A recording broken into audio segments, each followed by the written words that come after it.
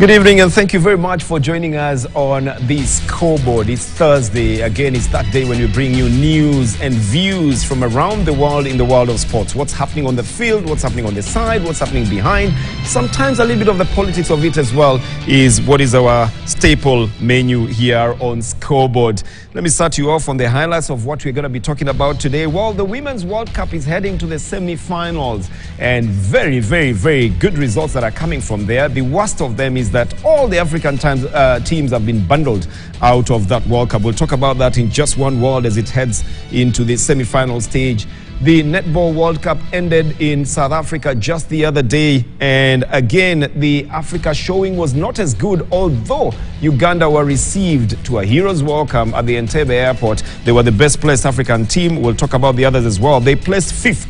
Now, that was the best an African team has done. I don't know how Kenyans would have done it, but it's something that we'll talk about as well when we get to there as well.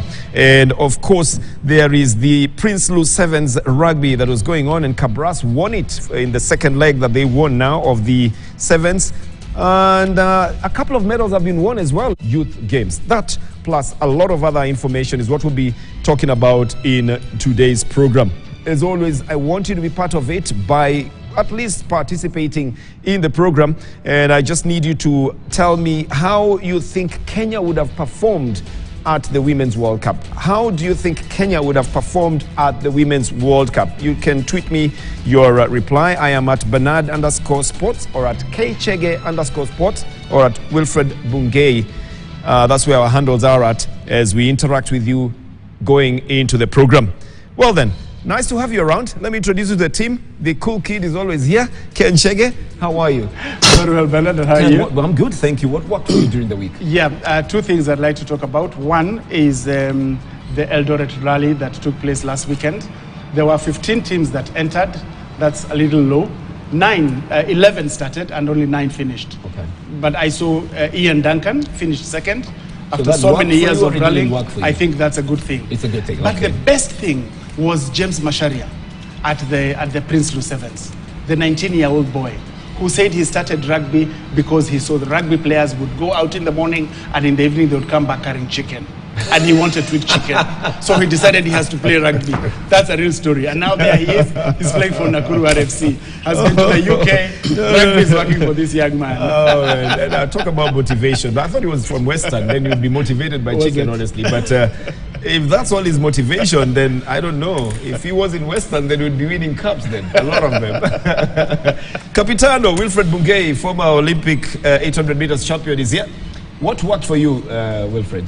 What worked for me actually is the match, you know, of Arsenal and Manchester City. Okay. Yes, the Community Shield. Yeah, the Community Shield. As always, you know, I've been an Arsenal fan, and I think, you know, I mean, for them to be able to win, Bernard, you know, beating us, Man City, you know, which is the best team that we have in Europe currently. Yes. I can tell you it was good news for me. Okay. Yeah, that's what I can say actually. Great. Well, okay, fine. I will not even comment on that. It had its own ups and downs. It was a draw, and then it went into penalties. There was a lot of complications in it. A win is a win. A win is a win, eh? Okay, no problem. We'll talk about that as well. Now, they're being very subjective on what worked for them and what didn't work for them. I have 2 that worked for me. One of them is that Faith Kipyegon's 1,500 meters and 5,000 meters have been ratified by the World Athletics. That's important. You know, Manyala's 100 meters run in Botswana was not ratified at some point. Right. So they had to verify the wind. They have to verify, you know, everything, the speeds and all that to find out whether it was a good win. So that has been ratified. Another thing that worked for me is that Kothbiro is back. Yes. Actually, the best good news. The fights are back. Yeah. It's bigger. Fight for money. No, the best thing about the Kothbiro this time round is, you remember the winners? Koroges, they got 200,000 Kenya shillings. Yeah. It confused them. They have not entered this time. So they probably disbanded. We have that story on Kothbiro as well coming up. Now, what didn't work for me? No African team is left at the Women's World Cup. Now, that bothered me a bit. And the fact that Kenya withdrew its 4x100 meters team from the World Championships in Budapest. I saw that. Now, that's because it's a cautionary measure. They said that by the deadline, if you have a doping case, it will jeopardize your chances. And you remember Kenya's participation in Botswana was cancelled because of a doping something. They had been invited, and they still could have made the qualifying times. Because they finished 16th, yes, yes, they could have still managed it, but they took caution. If you win and one of you is doping, then the whole team will be disqualified. So that didn't work for me. Another thing that worked for me, I must mention this very quickly. People have forgotten about Mathare United. Now, the Mathare United youth side, the under-16 side, took the bronze in the Norway Cup. That's a global event. It's one of the very few global events that are recognized by FIFA. They took the bronze. So that means Mathare still has that youth program still coming up. So you might think they're gone. Yeah, and I think, I mean, definitely that's going to boost the football in Kenya. Yeah. Mathare has more than 9 lives.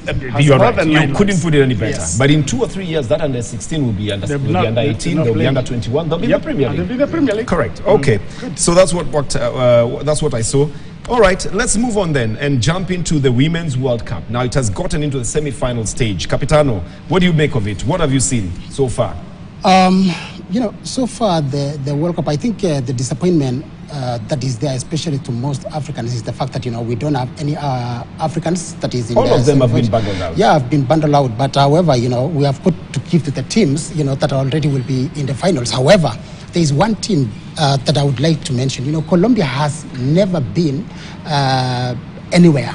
Okay, in fact, they are ranked number 25, but currently, right now, they are among the top 8, that are already going to be the quarterfinals. And I think that's a huge achievement for the team of Colombia. Of course, I mean, looking at Japan, that have been always doing very well, I can say that, if you look at going to the finals, and especially the teams, I know that it is so difficult at the moment to mention that who is going to be in the finals, but I still believe Japan has a better chance to be able to do well. Okay, so you've talked about Colombia and Japan. What about for you in the Women's World Cup? For me, Bernard, I was really trying to focus on the African